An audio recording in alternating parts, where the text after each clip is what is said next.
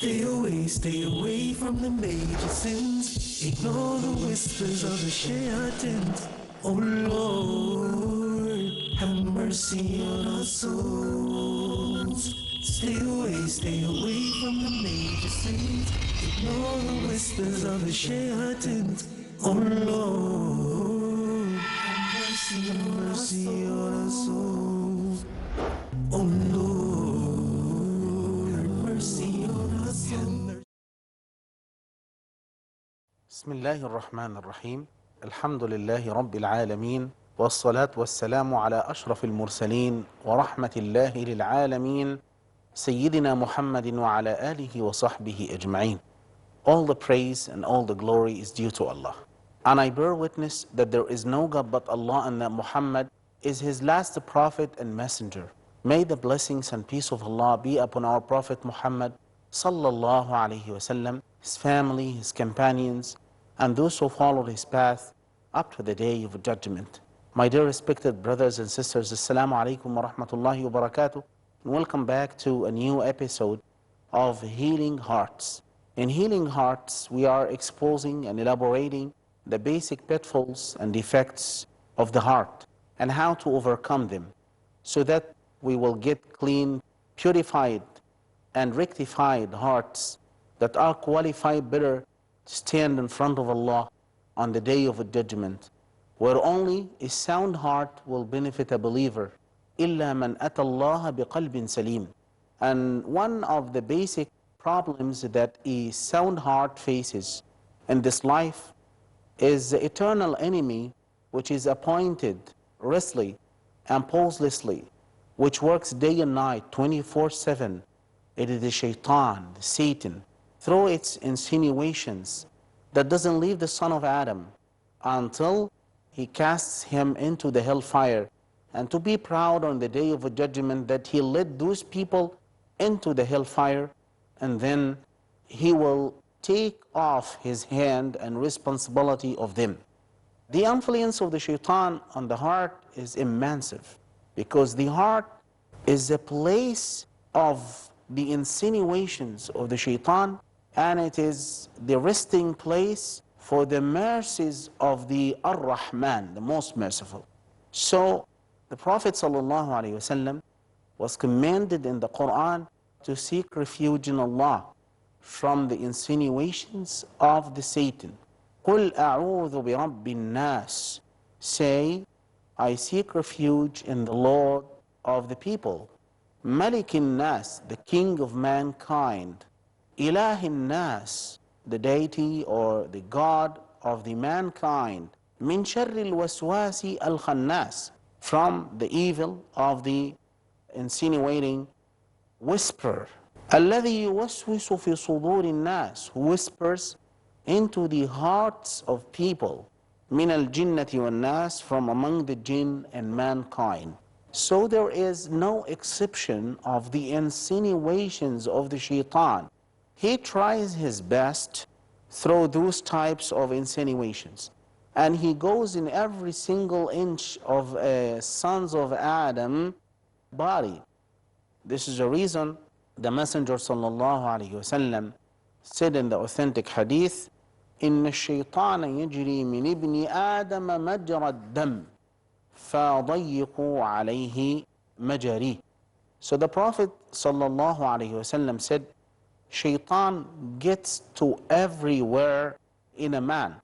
That blood gets to and feared that he might cast something in your hearts. Prophet sallallahu alaihi wasallam was afraid that something is cast in the heart of the two companions who saw him when the Prophet sallallahu alaihi wasallam was one of the nights of i'tikaf in the last 10 nights of Ramadan, and he was standing with one of his wives. So two of the companions saw the Messenger sallallahu alaihi wasallam.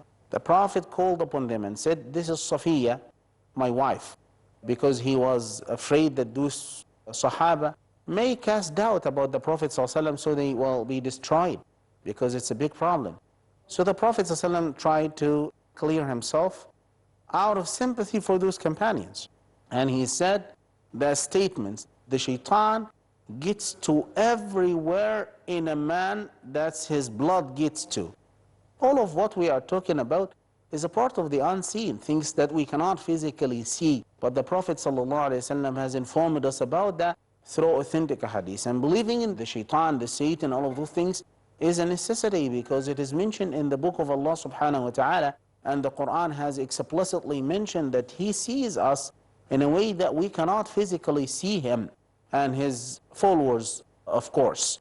So the Prophet ﷺ informed us that the shaitan sometimes rests even in the noses. This is the reason that when a person gets up early in the morning, it's preferable for him to exaggerate cleaning his nose. And this is the way that he tries to expel the shaitan's influence, especially at the early time of the morning when a person receives his day and he starts actually making qiyamul layl. And there is another hadith of the Messenger sallallahu alaihi wasallam that the shaitan ties 3 knots in every person's neck. And when a Muslim starts getting up and he mentions the name of Allah, one of those 3 knots are being loosened.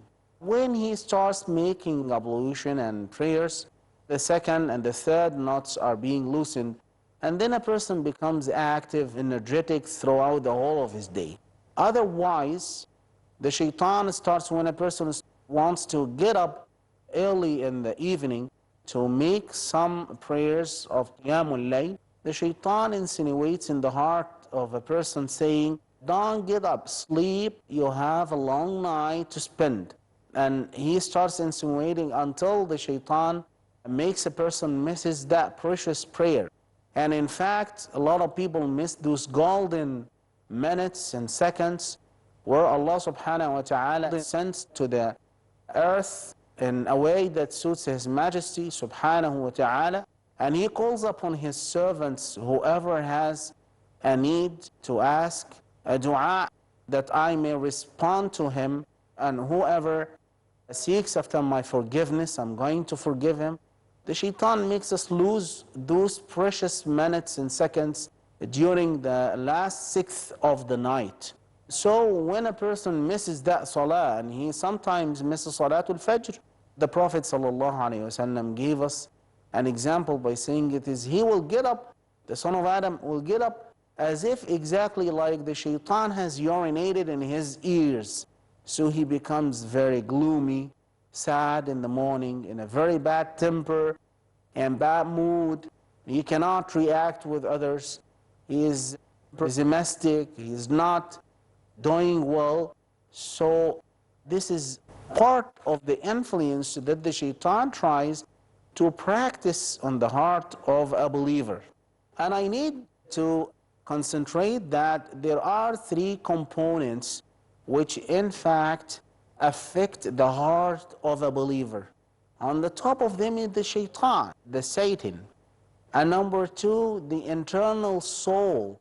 And number 3, nafs, and the inclination, what you can call the whims and desires which are embedded in the heart of the son of Adam.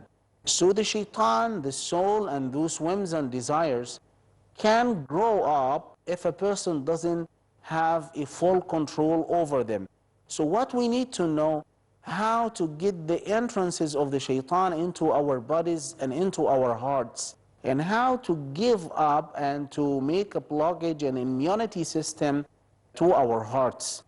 Number 1, the causes of committing any sins or any problems are actually 3. Number 1, the external senses, which are like the eyes, the ears, the nose, the hands. All those organs are created by Allah subhanahu wa ta'ala to function properly, and they are guided by the heart. So if a person doesn't have full control and discipline of those senses, they can be released without any type of discipline or any type of scrupling them. So when a person doesn't have an end to the useless glances here and there, or the vicious appetite that he consumes food, halal and haram, whatever, this has a very bad effect When a person sees a woman, for example, and then he starts thinking about her, and then the steps of the shaitan works out to lead him finally to commit fornication or adultery. This is a step, starts actually with the senses. So a person should have the responsibility of guarding his eyes, his ears, and all of his actions so that it will not try to destroy him. And the second cause of problems that actually affect sins and make the heart corrupt are the internal causes of whims and desires, which are embedded in the heart themselves, and they had effect. Because every person has the capability either to commit a mistake, to sin, or to obey Allah subhanahu wa ta'ala. And finally, the thoughts that goes on and are exposed to the heart. Because when you are alone and you start thinking, those thoughts pass by your heart and they may grow up into actions. Like, for example, when a person thinks about food, so he stands up and he starts searching for food. If a person thinks about a woman, a beautiful woman that goes up on his mind, and then he stands up searching for that woman, and then it goes up and it drags him to a lot of situations. Again, so we have three basic reasons of falling into haram. Number one, the senses. Number two, the internal whims and desires, which are included in a person's heart. And number three, the thoughts that are exposed to his brain and to his mind, and then he reacts to them. We will continue talking about the shaitan's influence after having this short break. I will leave you, so stay with us, and we will be back. Assalamu alaikum. Stay away from the negative sins. Stay away from the negative sins. Ignore the whispers of the shayateen. Bismillahir Rahmanir Rahim. In every single heart of a believer or a disbeliever, there are two inclinations or two types of insinuations. Number one, it may be actually good or it may be bad. So sometimes when you are standing or sitting alone, you are thinking actually of making something good, of standing up and making charity, or you are thinking about something positive and proactive, being nice, talking good way, calling your father or your mother to maintain the relations of kith and kin, etc. And in some other cases, you have inclinations to do what is bad. So you start of stealing, you start of committing haram, following this and that, of backbiting, gossiping, etc. So what is the explanation of that phenomenon? The scholars said, out of reading the ahadith of the Messenger sallallahu alaihi wasallam, that every person has two basic inclinations. The first inclination, it is like positive and proactive and righteous inspiration, which is cast into the heart, which commands him to do good and which forbids him to do evil. This inspiration is called ilham. They call it ilham. And the Prophet ﷺ mentioned that in the authentic hadith. And he said, إِنَّ لِلشَّيْطَانِ لَمَّةً بِبْنِ آدَمَ وَلِلْمَلَكِ لَمَّةً فَأَمَّا لَمَّةُ الشَّيْطَانِ فَإِعَادٌ بِالشَّرِّ وَتَكْذِيبٌ بِالْحَقِّ وَأَمَّا لَمَّةُ الْمَلَكِ فَإِعَادٌ بِالْخَيْرِ وَتَصْدِيقٌ بِالْحَقِّ. So the Prophet ﷺ said, the shaitan has an effect on the son of Adam, and the angel has also an effect on the son of Adam. As for the shaitan, it is by threatening evil and repercussion and rejecting the truth. And as for the angel, it is by his promise of good and believing in the truth. Whoever finds that, he should actually seek Allah's refuge from the shaitan, and he should actually praise Allah subhanahu wa ta'ala for what he finds in his heart. According to this hadith, the Messenger sallallahu alayhi wasallam tells us that there are inspirations which come direct from an angel and insinuations which come direct from the shaitan.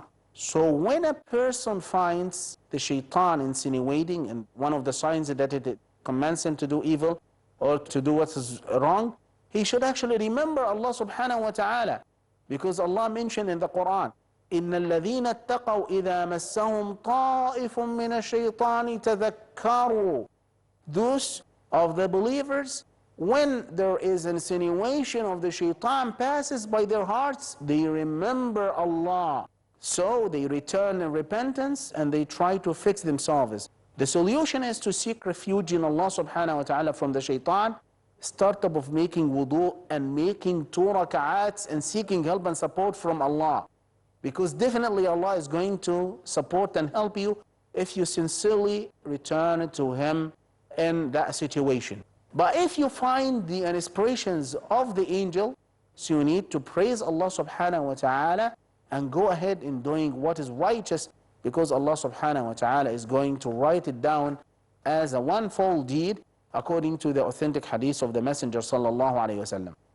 The shaitan has a lot of ways to get into the heart of the son of Adam.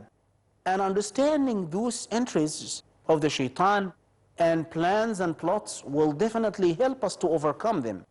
So one of the most important entries of the shaitan, it is envy and greediness. When a person becomes greedy and envies other people, and it actually deeply affects him, because the Prophet ﷺ, according to the authentic hadith of Zubayr ibn al-Awwam, that the Prophet ﷺ said, دَبَّ إِلَيْكُمْ دَاءُ الْأُمَمِ. The disease of the previous nation has already crept into you. What are these diseases that are actually inherent of the previous nation, O Messenger of Allah? He said, al-hasad, envy. Number 2, al-baghdha, hatred. And he said this is al-haliqa. Haliqa means something which shaves. And he says it doesn't shave the hair, but it shaves the religion, which means it eradicates a religion by all. It eradicates righteousness. It uproots the seeds of goodness in the heart of the son of Adam. So when the shaitan smells the heart of the son of Adam, this is a fact, because the shaitan draws closer to his chest and to his heart. He starts to smell it. And if he finds that heart is actually ready to fall into haram, so the shaitan actually starts working on it tremendously. So the Prophet ﷺ said that when a person is greedy enough, when a person wants this and that and all of what is available in front of him, when he sees everybody, he want to be in his shoes, and he want to be actually his personality, his fame, his reputation, his health, his wealth. So he wishes and desires everybody's capabilities. And he forgets that Allah subhanahu wa ta'ala has distributed those provisions and sustenance on all people. And he gave everybody whatever he deserves and whatever Allah subhanahu wa ta'ala has tested him accordingly. So greediness makes a person think about others. So he starts to be rebellious against the fate and predestination of Allah subhanahu wa ta'ala, against the will of Allah. So is displeased with what Allah has given him.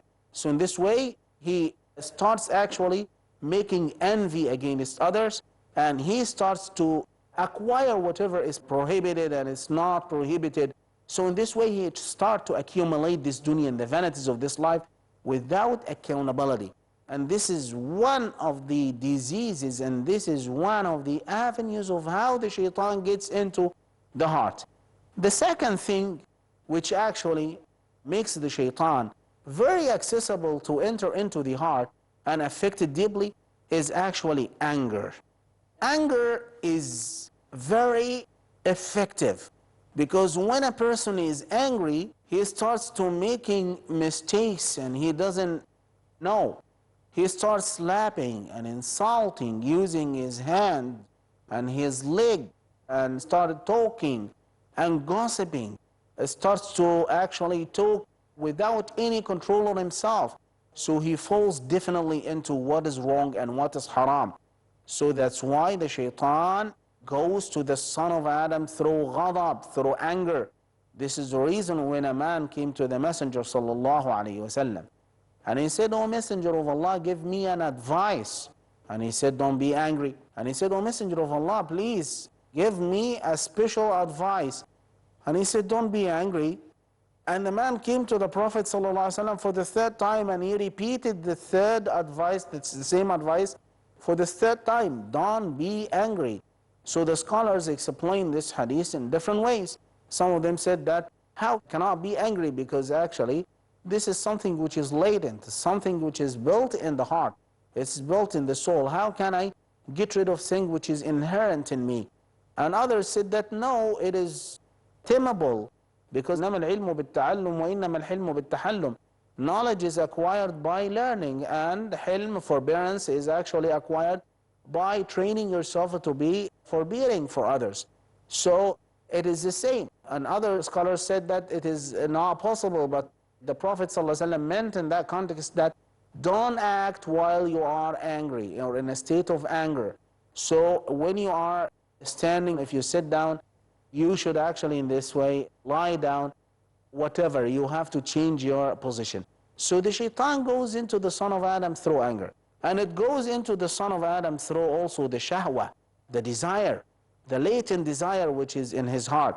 Allah subhanahu wa ta'ala said in the Quran, very eloquent ayah, which he said, زُيِّنَ لِلنَّاسِ حُبُّ الشَّهَوَاتِ من النساء والبنين والقناطير المقنطرة من الذهب والفضة والخيل المسومة والأنعام. Beautified to the sons of Adam, or to people, love of desires of women and sons and daughters, and accumulated heaps of money and jewelry, of gold and silver, and branded horses and cattle. And Allah subhanahu wa ta'ala at the end of the ayah says, that's the enjoyment of the worldly life, but Allah has with him the best return. So one of the important influential entries of the shaitan is to go through those attractions. When you look at a woman and then you start following her and thinking about her, when you see branded corn, you start actually thinking how to get it, either it's halal or haram. This inherent love in the heart of loving those beautified things, and look at the expression of the Quran, those things are not inherently beautiful because they don't have eternal state of beauty. It is actually changeable and transcendental, it's temporary. This is the reason that Allah subhanahu wa ta'ala says, beautify to men, or beautify to people. So they are made to seem beautiful, alluring, seducing, attracting. But in reality, those things do not have eternal happiness. This is the reason that Allah subhanahu wa ta'ala said that is the enjoyment of the worldly life. So whoever gives a room for wishing and desiring all those things which are made beautified to him, he falls into the trap of the shaitan. And the shaitan starts actually working on him through those well-known items. When a person is being attracted to those things, the shaitan starts to drag him into what is prohibited. So finally, it is just a vanity of this life. So these are some of the avenues of the shaitan. We will elaborate them in the next episode, inshallah. And I ask Allah subhanahu wa ta'ala to shower His mercy upon all of us, and to bless us, and to shun the whisperings of the shaitan and his evil insinuations. Wassalamu alaikum wa rahmatullahi wa barakatuh.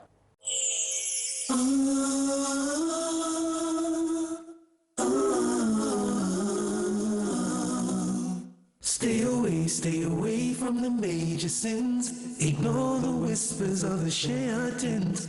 Oh Lord, have mercy on our souls. Stay away from the major sins. Ignore the whispers of the shayateens.